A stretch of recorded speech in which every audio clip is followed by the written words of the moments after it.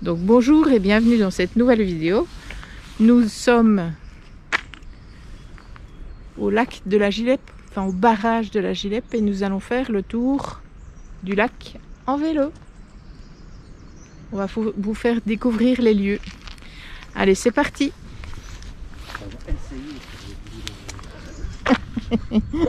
Pourquoi essayer?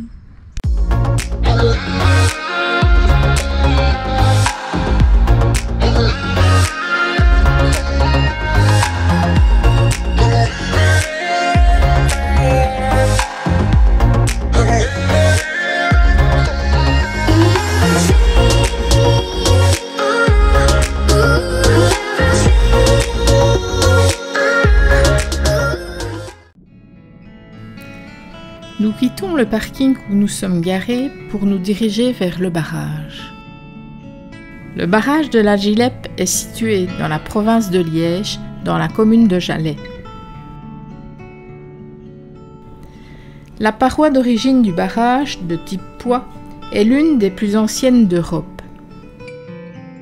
Il fut inauguré en juillet 1878 par Léopold II. Ce sont les lainiers verviétois qui en fit la demande afin de disposer d'une quarantaine de milliers de mètres cubes d'eau pure qui leur est nécessaire pour cette industrie textile. La construction entraînait également celle d'un aqueduc qui desservirait les usagers. D'après mes sources, celui-ci serait situé dans la vallée de la Bovenier, quelque part dans le Limbourg. En ce qui concerne l'histoire du lion, il fixe l'est et veille sur la muraille.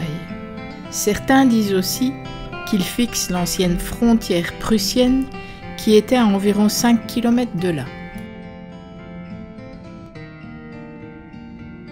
Il est composé de 183 blocs pesant plus ou moins 7 tonnes chacun. Il a 16 mètres de hauteur et 5 mètres d'épaisseur. Je vous parle du nombre de blocs car en 1970, ils l'ont démonté de l'ancien barrage. Après le rehaussement de 10 mètres de celui-ci, ils l'ont reposé là au milieu. Après ce rehaussement, le barrage de type poix est passé à un barrage à la technique de barrage pression. Il est muni de 2 tours de prise d'eau de 75 mètres de haut et d'un diamètre de 8 mètres 90. Celles-ci permettent une meilleure qualité de prise d'eau. Non seulement ce barrage distribue de l'eau potable, mais produit également de l'électricité, à raison de 3,3 millions de kWh, utilisés d'abord pour les besoins de l'installation et le surplus est revendu au réseau de distribution. La tour que vous voyez là est la tour panoramique. Elle vous permet de vous restaurer tout en admirant l'impressionnant point de vue. Allez, trêve d'explication. Venons-en au vif du sujet, la balade. Cette balade ne nous a pas laissé insensibles dû au charme de cette magnifique nature. On parcourt une partie du massif forestier du Hertogenwald, la forêt des ducs en français. La majorité des arbres sont des résineux et des feuillus. Quelques ruisseaux en provenance du plateau Fagnard nous ont ravis par leur ambiance paisible. À cet endroit, il y a une rampe de mise à l'eau exclusive pour les autorités, en cas d'accident ou d'intervention sur les lacs. Comme c'est une réserve d'eau potable, on ne peut ni s'y baigner ni canoter. Je ne vous ai pas dit, mais le tour du lac fait plus ou moins 15 km. C'est une route asphaltée sur la majorité du tracé. Pour celui qui aime bivouaquer, il y a une aire de bivouac présente dans les bois. Cette aire est gérée par la DNF et je pense que vous devez vous inscrire pour y passer la nuit. Voici de loin le trou Malbrook. Pour augmenter la pointe d'eau du lac, ils ont creusé un tunnel allant du bassin de la Saure au lac.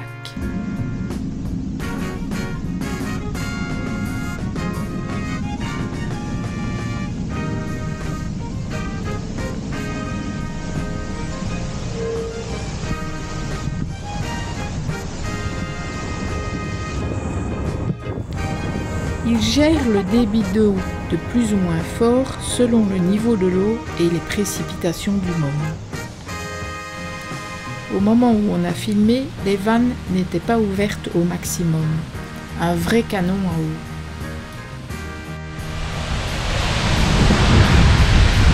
Donc voilà, le site du barrage de la Gilette. En fait, le barrage, il est ici. Et on a fait le tour par là. Et nous sommes... Je crois que nous sommes ici. Il faut regarder le numéro. C'est le lit 420008. Et on faudra regarder. Soit on est là, soit on est là. Donc je rappelle pour ceux qui ne savent pas que le barrage de la Gilette se trouve du côté de Jalais, dans la province de Liège, en Belgique.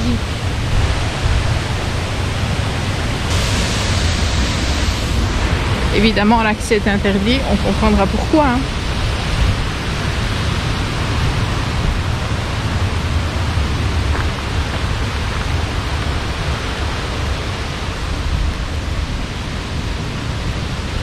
Ça fait très fort penser au Ridrom qu'on a fait il n'y a pas longtemps. Je vous mettrai l'affiche dans un petit i. Ah, c'est le 42 0004. On va aller voir.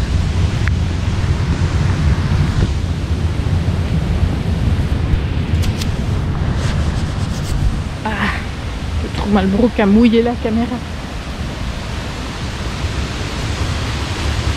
Donc nous sommes... Ah, en fait, nous ne sommes ni là, ni là. Nous sommes là.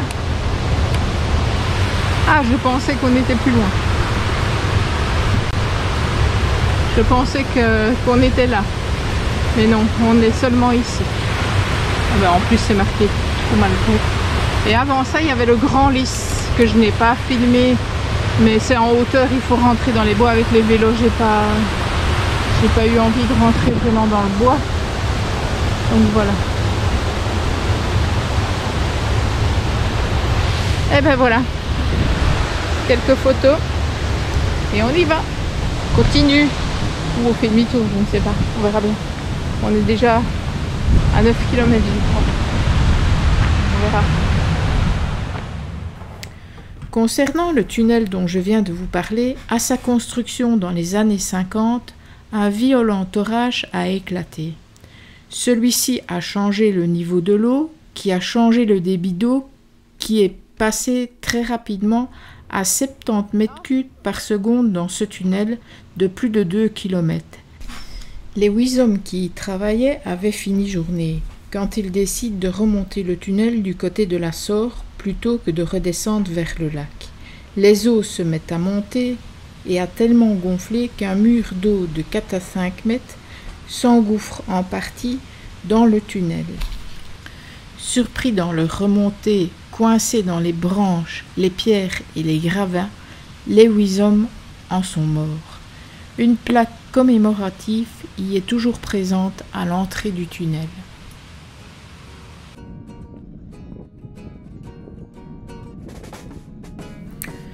Quand on s'est aperçu plus loin que le tracé nous éloignait de l'eau, nous avons préféré faire demi-tour, surtout que 2 cyclistes nous avaient dit que la suite du parcours était plutôt terre qu'asphalte.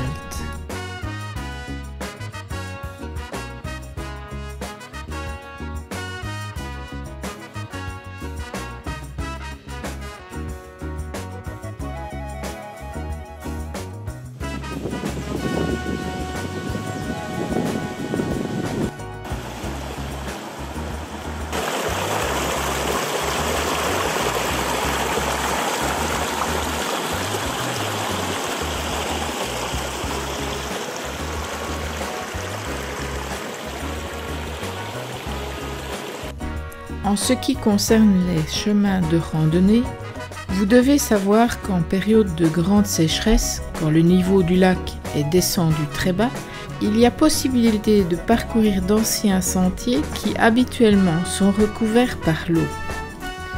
D'ailleurs, il y a beaucoup de personnes qui font le déplacement en ces périodes pour avoir l'occasion de parcourir ces tracés occasionnels. Nous voilà à la fin de notre vidéo. N'oublie pas de t'abonner si ce n'est pas encore fait, like, partage et commente. Pour plus de détails, rendez-vous sur www.lesvoyageurdebelgique.com. C'est gratuit et je te dis à bientôt pour une autre aventure.